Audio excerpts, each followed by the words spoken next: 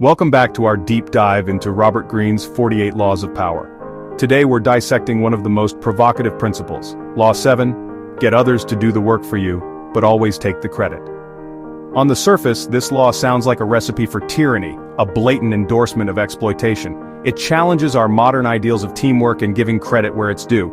But is it really that simple? This law is undeniably controversial. However, to dismiss it is to ignore a fundamental reality of power. It's not just about stealing the spotlight, it's about applying leverage. It's about positioning yourself, not as a worker, but as the orchestrator, the visionary who brings disparate elements together to create something greater. Think of yourself as the architect, not the bricklayer. History is filled with figures who mastered this art. They understood their time and energy were finite. Instead of getting bogged down in execution, they focused on grand strategy. They harnessed the brilliance and labor of others, weaving them into a tapestry of their own design. By taking the credit, they weren't just being selfish, they were cementing their authority, building a reputation that attracted more talent and resources, creating a self-perpetuating cycle of power. So how does one apply this law without becoming a despised tyrant? Where is the line between strategic delegation and outright theft? In this video we'll explore just that, looking at historical masters who used it to build their empires. Prepare to challenge your assumptions because mastering Law 7 is about efficiency, intelligence, and the conservation of your own precious energy. Law 7 teaches us that while effort is valuable, true influence is built on perception. Power doesn't flow to the hardest worker, but to the one who appears to be the source of great achievements. You must learn to be the master architect who gets the credit for the beautiful building, not just another skilled bricklayer lost in the wall. Your goal is to orchestrate success and position yourself as the visionary behind the final result. History's most powerful leaders mastered this art. Think of Thomas Edison. His famous laboratory was an invention factory staffed with brilliant minds, including Nikola Tesla. While they performed the painstaking research, Edison, the savvy promoter, ensured the patents and public credit were consolidated under his name. He understood that history remembers the name on the cover, not the editor who polished the prose. He didn't just invent things, he invented the public persona of Thomas Edison, the singular genius. The same is true for kings who ruled with the labor of armies and advisors. The individual soldier's bravery is forgotten. The strategist's cunning plan is absorbed into the leader's legacy. The leader becomes the symbol of the collective effort, the focal point for both victory and credit.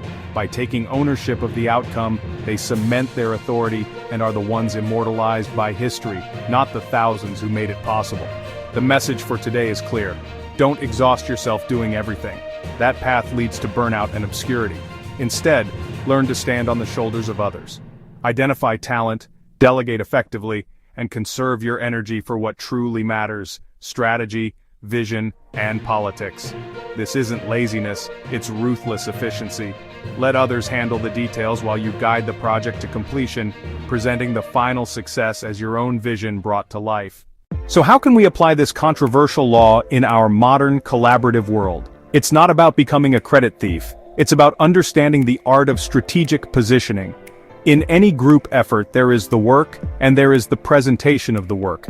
Your goal is to control the presentation. At work, this means more than just delegating.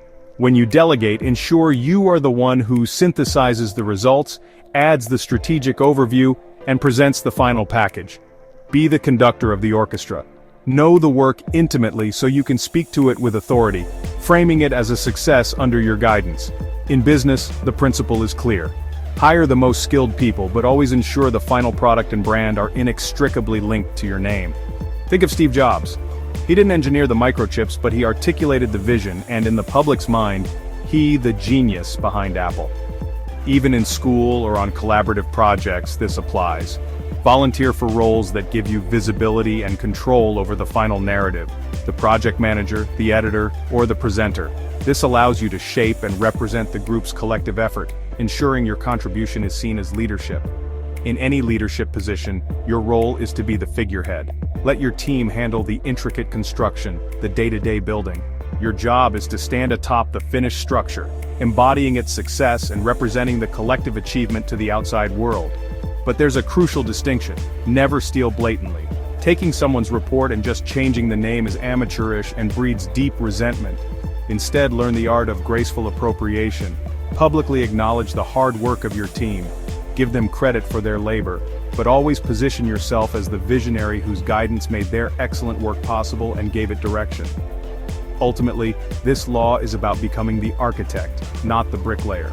You orchestrate the efforts of others, and in doing so, you build your own foundation of power and reputation. Law 7 reminds us power is about recognition, not just effort. Let others provide the skill and labor, but ensure your name is tied to the success. Because in the end, the world doesn't reward the worker, it rewards the one who takes credit. Stay tuned as we move forward with Robert Greene's 48 Laws of Power.